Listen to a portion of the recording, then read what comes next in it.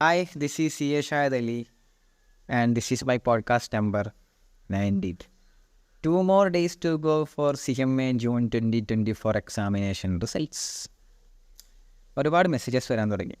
സാധാരണ റിസൾട്ട് ആകുമ്പോൾ ഇത് എനിക്ക് സ്ഥിരമാണ്. ഞാൻ കുറ്റപ്പെടുത്തല്ല കേട്ടോ, നിങ്ങൾക്ക് മെസ്സേജ് അയക്കാം. ഓപ്പണായിട്ട് എനിക്ക് മെസ്സേജ് അയക്കാൻ നോ ഇഷ്യൂസ്. പക്ഷേ ജനറലി ആ മെസ്സേജസൊക്കെ കൂട്ടിച്ചേർത്തുകൊണ്ട് ഒരു പോഡ്കാസ്റ്റ് ചെയ്യാമെന്ന് വിചാരിച്ച് ചെയ്യാറാണിത്. ഒരു പ്രീ റിസൾട്ട് ഒരു ടോക്സ്, റിസൾട്ട് വരുന്നതിന് മുമ്പുള്ള ഒരു ടോക്സ്. പോസ്റ്റ് റിസൾട്ട് ടോക്സ് നമുക്ക് അപ്പം വേറെ ചെയ്യാം. അപ്പോൾ എനിക്ക് ഇതിൽ പറയാൻ എനിക്ക് വരുന്ന മെസ്സേജസ് ഇതാണ്. സാറേ, എനിക്ക് ടെൻഷനാകുന്നു, എനിക്ക് പ്രോപ്പറായിട്ട് ഉറക്കം കിട്ടുന്നില്ല, ഞാൻ റിസൾട്ടിനെ കുറിച്ച് ആലോചിച്ചിട്ട് എനിക്കൊരു സുഖം കിട്ടുന്നില്ല, ഞാൻ ഭയങ്കരമായിട്ട് പാനിക്കാവുന്നു, എനിക്ക് ഞാൻ തോറ്റുപോയാൽ ഞാൻ എന്താ ചെയ്യുക, ഞാൻ തോൽക്കുമോ, എനിക്കറിയില്ല എന്താ ചെയ്യണ്ടേ, ഇങ്ങനത്തെ. അപ്പോൾ എല്ലാവരുടെ മൈൻഡിൽ വരുന്നത് തോൽക്കുമോ, തോറ്റുപോയാൽ എന്ത് ചെയ്യും, തോൽക്കുമോ, ഞാൻ എഴുതിയിട്ടുണ്ട് പക്ഷെ എന്നാലും കോൺഫിഡൻസ് ഇല്ല, തോറ്റാലോ, വീട്ടുകാരുടെ മുന്നിൽ ഇനി എന്താ ഞാൻ പറയാ തോറ്റു കഴിഞ്ഞാൽ, ഇങ്ങനെ തുടങ്ങിയിട്ടുള്ള പല കാര്യങ്ങളാണ് എല്ലാവരുടെ ഇഷ്യൂ.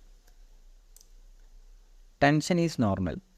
മനുഷ്യനാണെങ്കിൽ ടെൻഷൻ ഉണ്ടാവും. അതിപ്പോൾ എനിക്കും റിസൾട്ട് വരുന്നതിൻ്റെ സത്യം പറഞ്ഞാൽ എൻ്റെ റിസൾട്ട് വരുന്ന ആ ദിവസം ഞാൻ രാവിലെ എഴുന്നേറ്റ് അന്നാണ് നല്ല ടെൻഷൻ തുടങ്ങിയിട്ടാണ്. രാവിലെ എഴുന്നേറ്റ് ഫുഡ് കഴിക്കാൻ പറ്റിയിട്ടില്ല, കുറച്ച് ഭക്ഷണം കഴിച്ചുള്ളൂ രാവിലെ.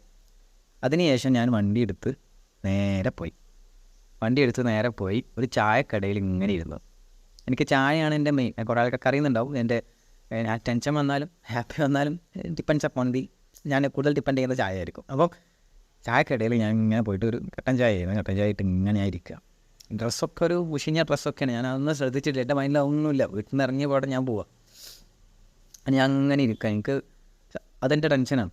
ഞാൻ ടെൻഷൻ ഓവർകം ചെയ്തത് ചായ കുടിച്ചിട്ടാണ്. അപ്പം ഞാൻ ഓവർകം ചെയ്യാം, ഒരു ട്രാവൽ നടത്തി ഇങ്ങനെ ചായ കുടിക്കുകയാണ്. അപ്പം ആ ചായ കുടിക്കുന്നതിൻ്റെ ഇടയിലാണ് ഫോണിൽ റിസൾട്ടിൻ്റെ നോട്ടിഫിക്കേഷൻ എന്തോ വന്നത്, ആരോ ഗ്രൂപ്പിൽ എന്തോ ഇട്ടത്. അങ്ങനെയായിരുന്നു എൻ്റെ അവസ്ഥ. സത്യം, ഞാൻ അവിടെ നിന്ന് റിസൾട്ട് നോക്കിയില്ല. ഇങ്ങനെ മനസ്സിലിങ്ങനെ ഒരു സാധനം ഇങ്ങനെ ഇവിടെ നിന്ന് ഇങ്ങനെ കയറുമല്ലോ, അങ്ങനെ കയറി തുടങ്ങി, എങ്ങനെ കയറി തുടങ്ങാം. അങ്ങനെ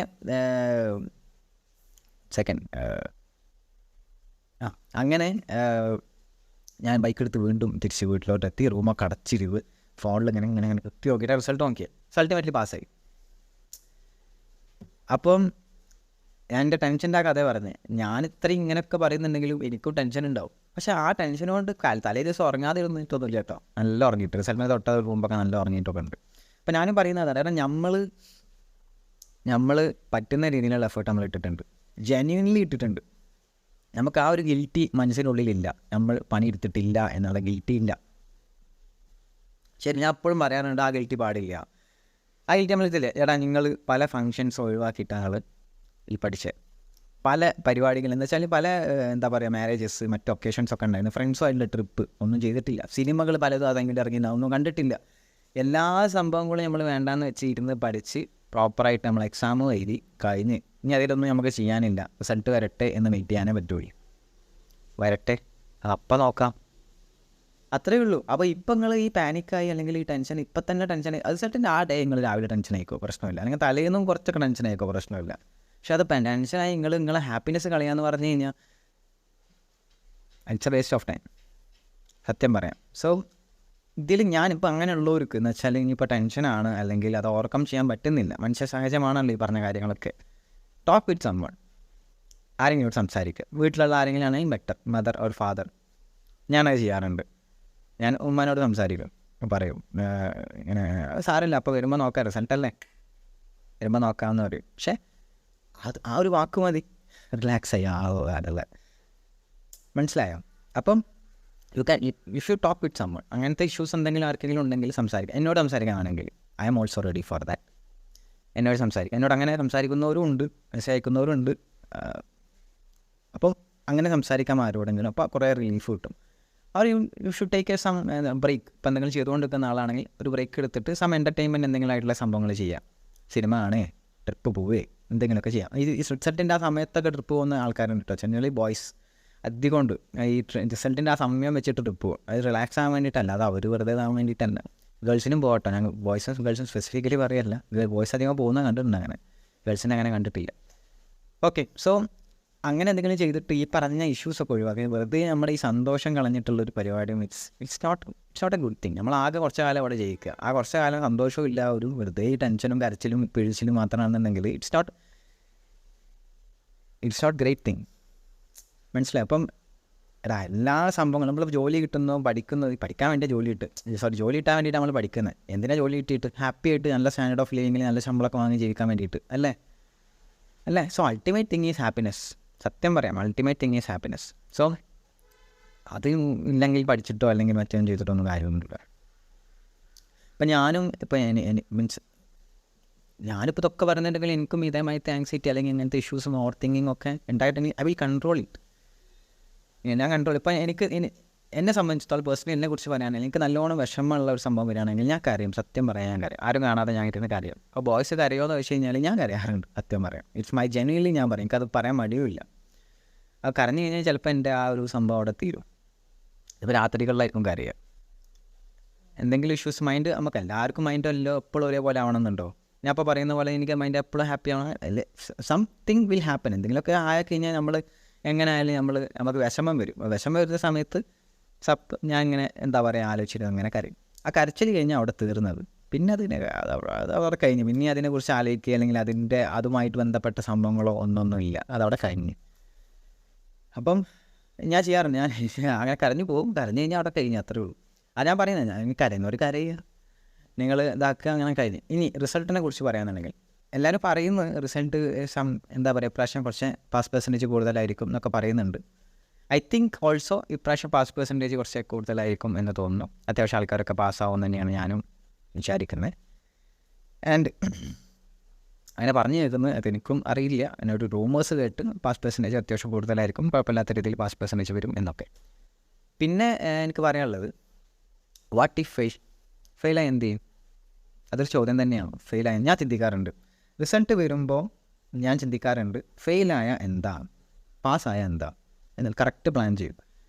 അപ്പം ഫെയിലാവുമോ എന്ന് വെച്ച് കഴിഞ്ഞാൽ പറയാൻ പറ്റില്ല. റിസൾട്ട് ഈസ് റിയലി ഏറ്റവും അൺഎക്സ്പെക്റ്റഡ് ആയിട്ടുള്ള ഒരു സാധനമാണ് റിസൾട്ട്. നമുക്ക് പ്രെഡിക്റ്റ് ചെയ്യാൻ പറ്റില്ല. നമ്മൾ പറയുന്ന അതേപോലെ മാർക്ക് കിട്ടണമെന്നില്ല. നമ്മൾ വിചാരിച്ച മാതിരത്തെ മാർക്ക് ആ സബ്ജക്റ്റിൽ കിട്ടണമെന്നില്ല. നമ്മൾ തീരെ പ്രതീക്ഷിക്കാത്ത സബ്ജക്റ്റിലായിരിക്കും വെച്ചാൽ കൂടുതൽ മാർക്ക് കിട്ടുക. So valuation depends upon the valuation. നമ്മളുടെ മാർക്ക് ഭയങ്കര വാല്യൂഷൻ ആയിരിക്കും. സത്യം പറയുന്നത് എൻ്റെ അനുഭവം എന്ന് പറയാൻ, I have lot of experience of writing the exam. So അനുഭവം എന്ന് പറയുന്നതാണ് ഭയങ്കര ഡിഫറൻസ് ആയിരിക്കും. എക്സ്പെക്ട് ചെയ്യുന്ന പോലെ എല്ലാ മാർക്ക് വരുമ്പം എന്തായാലും ഡിഫറൻ്റ് ആയിരിക്കാം. ഓക്കെ. പിന്നെ ഞാൻ പറഞ്ഞിരുന്നത് ടഫ് പേപ്പർ അല്ലെങ്കിൽ ഞാൻ പറഞ്ഞിരുന്നത് എപ്പോഴും 100% എക്സാം 100 മാർക്കിനും എഴുതാൻ പറഞ്ഞിട്ടുണ്ടായിരുന്നു.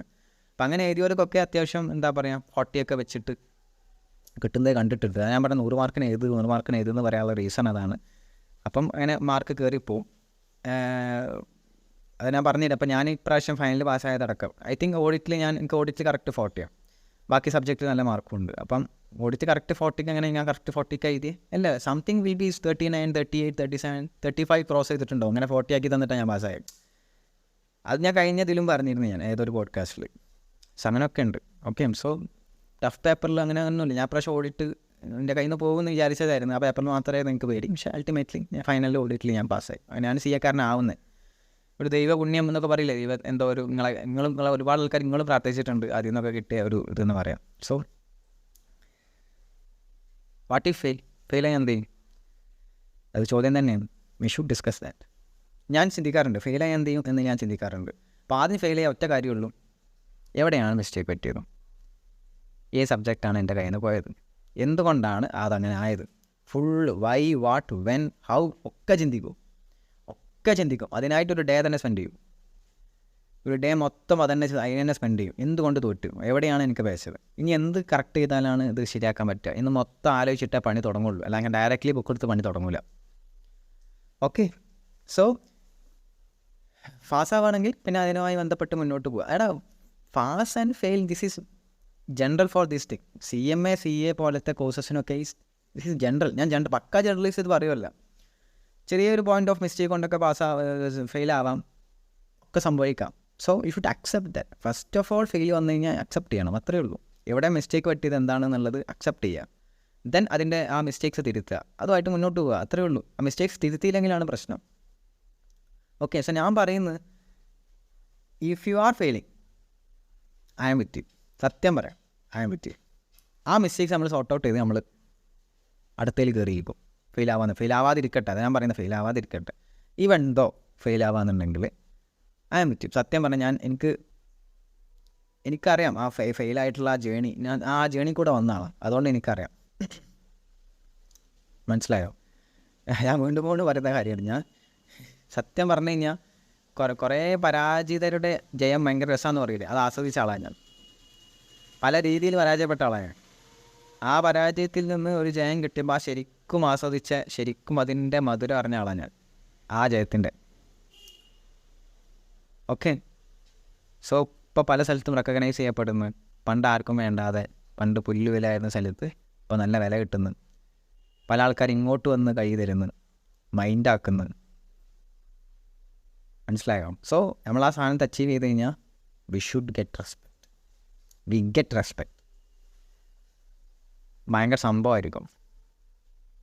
ഓക്കെ, ഞാനത് പറയാൻ പാടുണ്ടോയെന്ന് അറിയില്ല. ഇന്നലെ ഒരു കുട്ടി എനിക്ക് മെസ്സേജ് അയച്ചു. ആ കുട്ടി ഇത് കാണുന്നുണ്ടോയെന്ന് അറിയില്ല. ആ കുട്ടിയുടെ റിലേറ്റീവ് ഭയങ്കര മോശമായിട്ട് ആ കുട്ടിയോട് സംസാരിച്ചു എന്ന് പറഞ്ഞിട്ട്. ഈ കോഴ്സ് ഗേൾസിന് പറ്റിയ ഗേളായിരുന്നു, ഗേൾസിന് പറ്റിയ കോഴ്സ് അല്ല. എനിക്കത് പറയാൻ തോന്നി ഇവിടെ.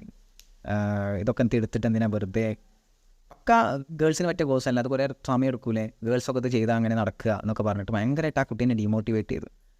ആരായാലും സൈക്കിളിടും അങ്ങനെയൊക്കെ പറഞ്ഞാൽ. ഗേൾ ബോയിനൊക്കെയുള്ള വ്യത്യാസമുണ്ടോ ഈ കോഴ്സിന്? ഒരു കോഴ്സിന് അങ്ങനെ വ്യത്യാസമൊന്നുമില്ല. അത് ആർക്കും ചെയ്യാം, ഗേൾ ബോയ് നോ അങ്ങനത്തെ ഒരു വ്യത്യാസമൊന്നുമില്ല. പക്ഷേ ആ കുട്ടി ഭയങ്കര ഡീമോട്ടിവേറ്റ് ആയിട്ട് എനിക്ക് മെസ്സേജ് അയച്ചത്. അപ്പോൾ ഞാൻ പറഞ്ഞു ഇതേപോലെ അവസ്ഥ എനിക്ക് ഉണ്ടായിട്ടുണ്ട്. ചെറുപ്പം തൊട്ട് കേൾക്കാൻ തുടങ്ങി. എന്നെ എന്തെങ്കിലും ഇംഗ്ലീഷ് മീഡിയത്തിൽ ചേർത്തിയേ 10ാം ക്ലാസ്സിൽ. അത് പഠിക്കുന്നില്ല. അവിടെ കഴിഞ്ഞ് കണ്ട് തുടങ്ങി CA ഒന്നും എനിക്ക് പറ്റില്ല, എൻ്റെ കപ്പ് ഓഫ് ടീ അല്ല, അത് വേറെ ആർക്കൊക്കെ പറ്റിയാണ് എന്നൊക്കെ പറഞ്ഞിട്ട് ഈ പറഞ്ഞ ആൾക്കാരുടെ അടുത്തൊക്കെ പോയിട്ട് കാണിച്ചു കൊടുത്തിട്ടുണ്ട്. അപ്പോൾ ആ വീട് ഫേസസ് ഉണ്ട് എന്ന് വെച്ചാൽ അവർ പറ്റൂല എന്ന് പറഞ്ഞ സാധനം നമ്മൾ പറ്റിക്കാണ്ട് കാലെടുക്കെ ആയിട്ട് പോകില്ലേ. മാസ് എക്സ്പീരിയൻസ് ആണ്. സോ ആ എക്സ്പീരിയൻസ് ചെയ്യണം എന്ന് ഞാൻ പറയാം. അതൊരു മോട്ടിവേഷനായിട്ട് എടുക്കണം, ഡീമോട്ടിവേഷനായിട്ടല്ല. അവർക്ക് കാണിച്ചു കൊടുക്കണം. എനിക്ക് പറ്റില്ല എന്ന് പറഞ്ഞാലേ എനിക്ക് പറ്റും എന്ന് ഞാൻ കാണിച്ചു കൊടുക്കണം അവർക്ക്. അതാണ് മാസ്. അല്ലാതെ ആ ഡീമോട്ടിവേറ്റ് ഞാൻ അതാ കാണില്ല. അതിങ്ങനെ കേൾക്കും. ഞാൻ ഒന്ന് തിരിച്ച് അപ്പോഴൊന്നും പറയില്ല. അങ്ങനെ പറയുന്നവരൊന്നും ഞാൻ ശരിയായിരിക്കും, പറ്റൂലായിരിക്കും, ചെയ്തു നോക്കാം എന്ന് പറയും. ചെയ്ത് കാണിച്ചിട്ട് കൊടുക്കും, അത്രയേ ഉള്ളൂ. അതിനെ നിങ്ങളോട് പറയാനുള്ളത്. Okay, so don't take it negative, stay positive. എപ്പോഴും പോസിറ്റീവായിട്ടിരിക്കുക. ഇവൻ ദോ ഫെയിൽ പാസ് എന്താണെങ്കിലും അതിനെ അക്സെപ്റ്റ് ചെയ്യുക, അത്രയേ ഉള്ളൂ. വേറെ ഒന്നും ചെയ്യാനില്ലടാ.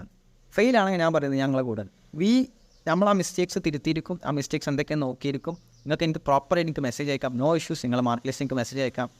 പ്രോപ്പർ ട്രീറ്റ്മെൻറ്റ് നമ്മൾ അതിനെടുക്കും. ആൻഡ് അടുത്തതിൽ നമ്മൾ കയറിപ്പോവും. ഇവൻ എന്തോ ഫെയിൽ ആവാണെങ്കിൽ പാസ് ആവാണെങ്കിൽ നിങ്ങൾ എനിക്ക് മെസ്സേജ് അയക്കുക. So I need your messages. നിങ്ങളുടെ മെസ്സേജസ് ആണ് എൻ്റെ.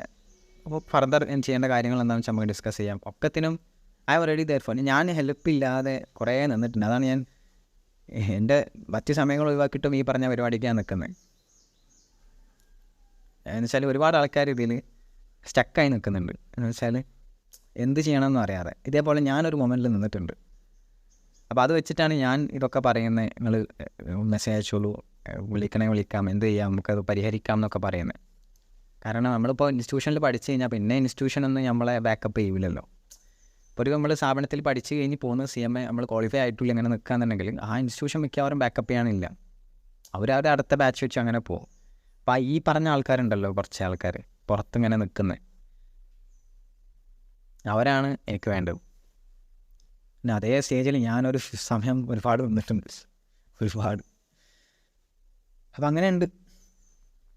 Okay, so don't worry about that. റിസൾട്ടൊന്നും വരട്ടെ, വന്നിട്ട് നമ്മൾ ആലോചിക്കും അതിനനുസരിച്ച്. ഓക്കെ, സോ ഞാൻ ഫെയിലാവും എന്ന് ഉറപ്പിച്ച് പറയല്ല. ഫെയിൽ ആവാന്നുണ്ടെങ്കിലും വി ഷുഡ് അക്സെപ്റ്റ് ദാറ്റ്, അത്രയേ ഉള്ളൂ. അക്സെപ്റ്റ് ചെയ്യുക, ആ മിസ്റ്റേക്സ് കണ്ടെത്തുക. അതാണ് എപ്പോഴും ഞാൻ പറയുന്ന കാര്യം. ഞാനും ഫെയിലായിട്ടുണ്ട് ഒരുപാട് തവണ, പക്ഷേ ആ മിസ്റ്റേക്സ് കണ്ടെത്തുമ്പോൾ പാസ്സായിട്ടുണ്ട്. കറക്റ്റ് ആ മിസ്റ്റേക്ക് കണ്ടെത്തി അതിനനുസരിച്ച് ട്രീറ്റ് ചെയ്ത് കറക്റ്റ് പാസ്സായിട്ടുണ്ട്. സത്യം പറയാം, അങ്ങനെ തന്നെ പാസ്സായിട്ടില്ല. അല്ല ഞാൻ ഭയങ്കര ബുദ്ധിമതിയോ അല്ലെങ്കിൽ ഭയങ്കര ഇൻ്റലിജൻറ്റോ ഭയങ്കര സംഭവമായിട്ടൊന്നുമല്ല. അങ്ങനെയൊന്നും അല്ല ഞാൻ വീണ്ടും പറയുന്നു. അപ്പം റിസൾട്ട് വരട്ടെ. എല്ലാവരും എനിക്ക് മെസ്സേജ് ചെയ്യാം, റിസൾട്ട് ഷെയർ ചെയ്യാം. ആൻഡ് പാസ്സാണെങ്കിലും ഫെയിലാണെങ്കിലും എന്താണെങ്കിലും ഷെയർ ചെയ്യുക. നിങ്ങളുടെ ആ ഷെയർ ചെയ്യുന്ന മെസ്സേജ് ഷെയർ ചെയ്യുമ്പോൾ ഭയങ്കര ഒരു ഹാപ്പി മൊമെൻറ്റ്സ് ആണ് നമുക്ക്. നമ്മൾ ആ ഇട്ട എഫേർട്ട് നിങ്ങൾ പ്രോപ്പർ റിസൾട്ട്, അതും ഞാൻ പറയാം കേട്ടോ, നിങ്ങൾ ഇട്ട എഫേർട്ടിന് നമുക്ക് പ്രോപ്പർ റിസൾട്ട് കിട്ടാതിരിക്കില്ല. സത്യം പറയാം, ദൈവം അത് കാണാതിരിക്കില്ല, പടച്ചോൻ അത് കണ്ടിരിക്കും. എങ്ങനെങ്കിലുമൊക്കെ ആയിട്ട് പാസ്സാക്കിയിരിക്കും. എങ്ങനെങ്കിലുമൊക്കെ ആയിട്ട് ICMA വരെ പാസ്സാക്കേണ്ടതെന്ന് വെച്ച് കഴിഞ്ഞാൽ പാസ്സായിരിക്കും. സത്യം പറയാം, ഞാൻ എൻ്റെ അനുഭവം എന്ന് പറയുന്നതാണ്. അതിന് കറക്റ്റ് 40 കിട്ടിയെന്ന് പറയില്ല എനിക്ക്, അത് ദൈവത്തിൻ്റെ അനുഗ്രഹമാകും. പഠിച്ചവനെ അനുഗ്രഹം. ഞാൻ പഠിച്ചതിൻ്റെ എഫേർട്ട് പഠിച്ചവൻ കണ്ടുകൊണ്ട് എനിക്ക് തന്നതാണ്. മനസ്സിലായി? അപ്പോൾ ജെന്യൂനായിട്ട് വർക്ക് ചെയ്ത് എങ്ങനെയായാലും നമ്മൾ പാസ്സായിരിക്കും. അതിലൊരു സംശയമില്ല, ഒരു സംശയമില്ല അത്. ഓക്കെ, സോ ഞാൻ വീണ്ടും പറയുന്നു, യു ക്യാൻ മെസ്സേജ് മീ. നമുക്ക് എന്തെങ്കിലും ഫെയിൽ ആണെന്നുണ്ടെങ്കിൽ even though if it is a fail, അതിന് ആ രീതിയിൽ നമ്മൾ അക്സെപ്റ്റ് ചെയ്യും. അതിൻ്റെ മിസ്റ്റേക്സ് നമ്മൾ കണ്ടെത്തും, നമ്മൾ ഒരുമിച്ച് കണ്ടെത്തും ആ മിസ്റ്റേക്സ് എന്തൊക്കെയാണെന്നുള്ളത്. And will move on. Qualify ചെയ്തിട്ട് പരിപാടി നിർത്തുള്ളൂ. നമ്മളില്ല എല്ലാവരും മുന്നിലും കാണിച്ചു കൊടുക്കണം. നമ്മൾ ഇവിടുന്ന് ഇപ്പോൾ അത് ഡ്രോപ്പ് ഔട്ട് ചെയ്ത് അല്ലെങ്കിൽ വേറെ രീതിക്ക് പോകുകയാണെന്നുണ്ടെങ്കിൽ അത് നമ്മളെ ഏറ്റവും വലിയ പരാജയമായിരിക്കും. നമ്മൾ പിന്നെ ഇതിങ്ങനെ വെച്ച് റിഗ്രറ്റ് ചെയ്തുകൊണ്ടിരിക്കും. ആ റിഗ്രഷൻ വരാൻ പാടില്ല. എത്ര തന്നെ ആയാലും നമ്മളിത് എടുത്തിട്ടേ മുന്നോട്ട് പോകും. നമ്മളിതിലോട്ട് കാല് വെച്ച് ഇനി ഇത് എൻഡാക്കിയിട്ട് നമ്മളിത് പോവുള്ളൂ. അത് നമ്മളെടുത്ത തീരുമാനമായിരിക്കും. നിങ്ങൾ മനസ്സിൽ ഉറപ്പിച്ചിരിക്കുക. എന്ത് തന്നെ മുന്നിൽ ഹെഡിൽസ് വന്നാലും, എന്ത് തന്നെ സ്ട്രഗിൾസ് വന്നു കഴിഞ്ഞാലും. Okay, so we should accept. അങ്ങനത്തെ തന്നെ പോവുക. ഓക്കെ, ഞാൻ ചെയ്യുന്നതും എപ്പോഴും അതുതന്നെയാണ്. എന്ത് തന്നെ മുന്നിൽ വന്നു കഴിഞ്ഞാലും പഠിക്കുക, പോയി എഴുതുക. ഒരു മൊമെൻ്റ് എത്തുമ്പോൾ പാസ്സാവും തന്നെയാണ് ഞാൻ വിശ്വസിച്ചിരുന്നത്. സോ ആ മൊമെൻ്റ് എത്തി, ഞാൻ പാസ്സായി. ഓക്കെ, സോ നമ്മളെക്കാട്ടും പ്രൗഡായിരിക്കും നമ്മളുടെ പാരൻസിന്. സത്യം പറയാം, നമ്മൾ പാസ്സായി കഴിഞ്ഞാൽ വേറെ ആർക്കും ഉണ്ടാവില്ല. ഭയങ്കര പ്രൗഡായിരിക്കും. നമ്മളെ ആരെങ്കിലും നമ്മൾ അഭിസംബോധന ചെയ്യും, മോൻ എന്താ ചെയ്യുന്നത് അല്ലെങ്കിൽ മോളെന്താ ചെയ്യുന്നത്, അവൾ CMA ക്വാളിഫൈ ചെയ്ത് CMA കാരിയാണ്, CMA കാരനാണ് എന്ന് പറയുമ്പോൾ ഇറ്റ്സ് ഹ്യൂജ് മാൻ. അവർക്ക് കൊടുക്കാൻ പറ്റുന്ന ഏറ്റവും വലിയ ഗിഫ്റ്റ് അതാണ്. അതാ പറഞ്ഞ ആ ഒരു റെക്കഗ്നീഷൻ, ആ ഒരു സംഭവം വലിയ സംഭവമാണ്. And I enjoyed it a lot.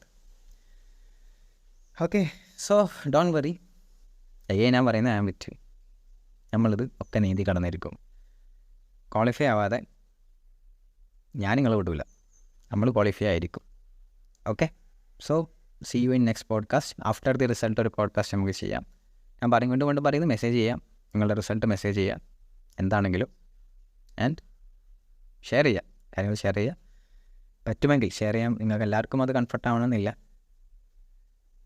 Okay, so see you in next podcast. Share ചെയ്യുമ്പോൾ ഓക്കെ ഷെയർ ചെയ്യാൻ മറക്കല്ലേ. നിങ്ങൾ എന്ത് ഷെയർ ചെയ്യാൻ, നിങ്ങളുടെ റിസൾട്ട് ഷെയർ ചെയ്യാൻ മറക്കല്ലേ.